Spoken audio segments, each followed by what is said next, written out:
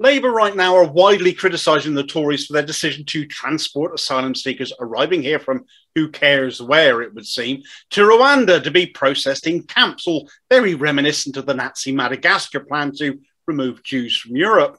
The problem for Labour is that this isn't even an original idea of Patel's. She's just the sort to enact it.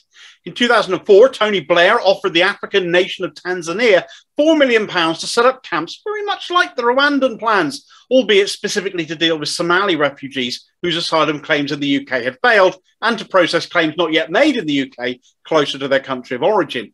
Somalia was undergoing significant political upheaval at the time. Now, the Tories at the time went mad and accused Blair of stealing policy ideas off of them. So for every Tory pointing to Blair now and accusing Labour of hypocrisy over criticising them over Rwanda, well, it's not quite the end of the story, is it? Because the Tories under Michael Howard wanted immigration quotas at the time, a cap on people coming in and slamming the door on anyone else. It was also unworkable, and it wouldn't stop people coming here. It would just leave them stranded in France. Of course, after the Tories regained power, we saw the infamous Calais Jungle form as they enacted this policy, and people did indeed end up stranded in France. Anyway, New Labour's Home Secretary, back in the day, David Blunkett, had his immigration policies dragged through the courts, as Patel will likely inevitably have too.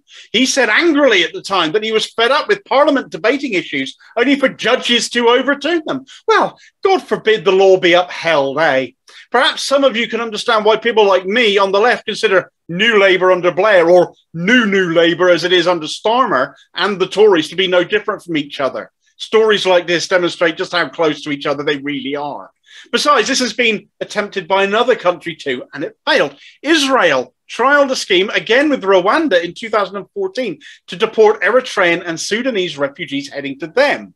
They were given £2,600 each and a ticket to Rwanda as an alternative to indefinite detention in Israel. They took the deal, and as soon as they reached Rwanda, promptly left again, heading towards Europe, somewhere else other than Israel. It became no longer Israel's problem, effectively.